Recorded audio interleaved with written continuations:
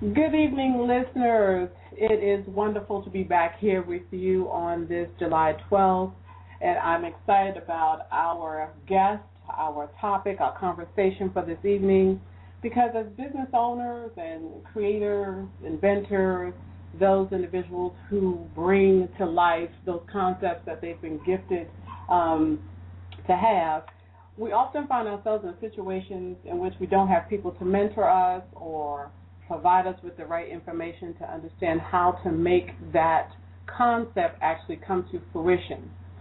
Tonight, we'll be speaking with Ellwood Ivey Jr., who has just been a wonderful blessing in my particular life and who has touched the lives of so many other people. And he hails right here from Savannah, Georgia. Mr. Ivey, welcome to the Tenacious Woman radio show. Thank you so much, Jewel. I'm so happy to be with you this evening. We are glad to have you. Some years ago, I remember when I came to Savannah and I met you, and from that day, the most wonderful compliment that I can pay you is that you continue to grow, to learn, to nurture, and be the same person that I've met from that very first time. And Jewel, that's ditto for you too as well. It's been an incredible opportunity to work with you in the past, and we accomplished a great deal in the beginning down on MLK. Very humble beginnings. Yes. Absolutely.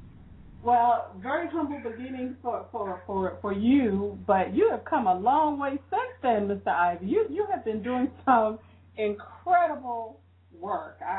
I just want to begin by sharing with our listeners that even before then, coming to Savannah, I met you at a small gathering of individuals who were interested in the Dewey Project.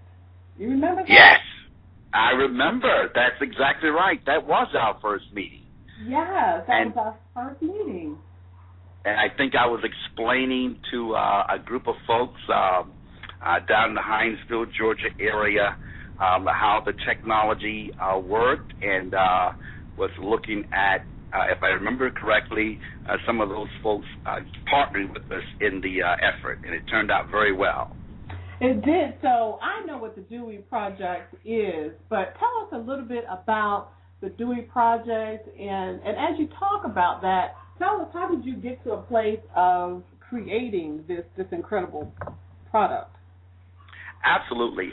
Joel, I guess the best place to start is in the beginning.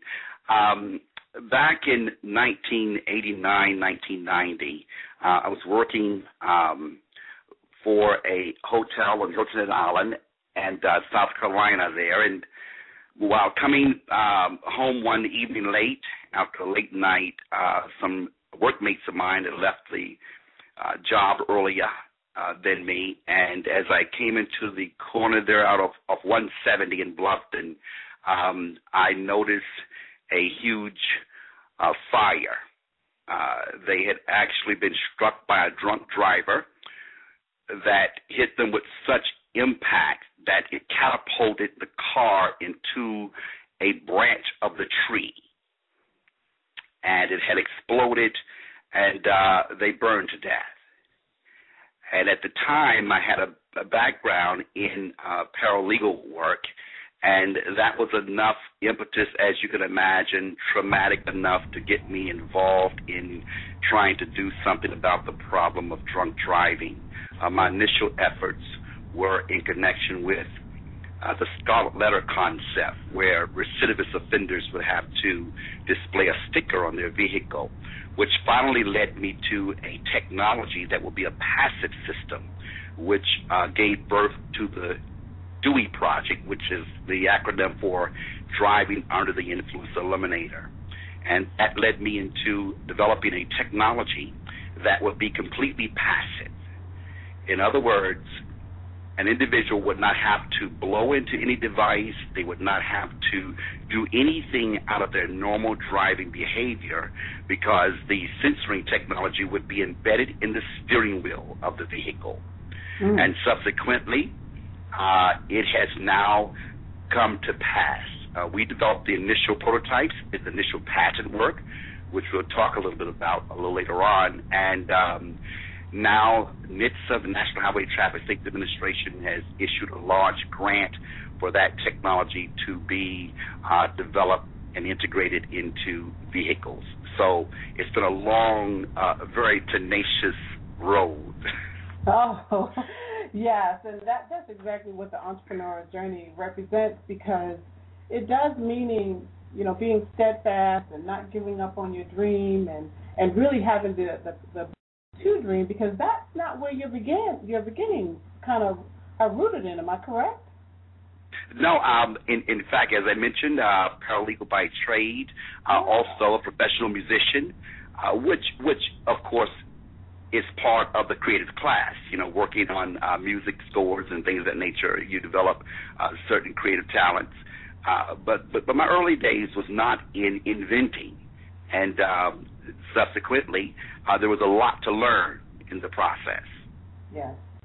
So in going through that process, with there being a lot to learn, because I know you from the early 1990s with the Dewey Project to then TriSync, which we're going to talk about in a minute, because that's just one of the most incredible pieces of technology.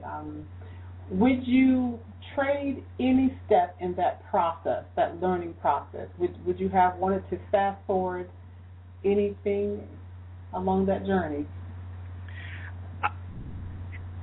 No, because it has enabled me to develop in such a way that I now have an appreciation for the entire process. That is, from the conceptualizing of a new idea to securing that new idea with a patent or some other type of applicable intellectual property, right on through the prototyping, the demonstrable prototyping stage, then of course the tooling, setting up an organization or a business structure around that process, and then of course facilitating that idea to the marketplace using that business structure. So it has given me a working knowledge of the entire process, and I wouldn't trade that for anything. And I ask that question because very often I find when I meet fellow entrepreneurs, they want to kind of fast-pace, pass a couple of steps. And, I'm a firm believer in what you miss, you might have to reroute and go back and learn. Absolutely. That's exactly right. Inevitably you do. And then, of course, it's all about sharing.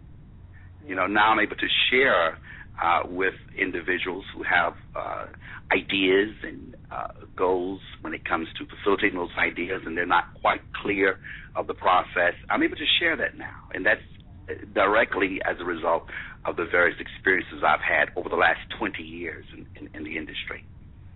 So when you went from the process of working on the Dewey Project and then to working on TriSync, what led you to that journey? I mean, I know you had the very heartfelt connective experience with people who you loved and cared about that led you to the Dewey technology, but how did TriSync come about? And tell us what TriSync is.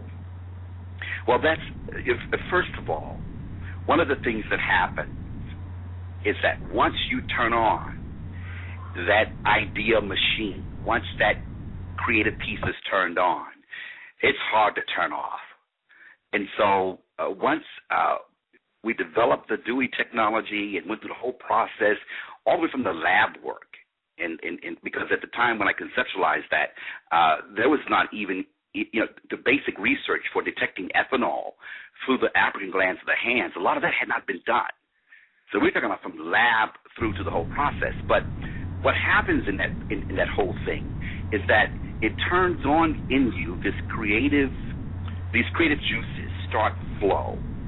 And one day I was surfing the web back in 98. If you remember back in 98, the web was new to a lot of people. The internet had been around for a long time between universities.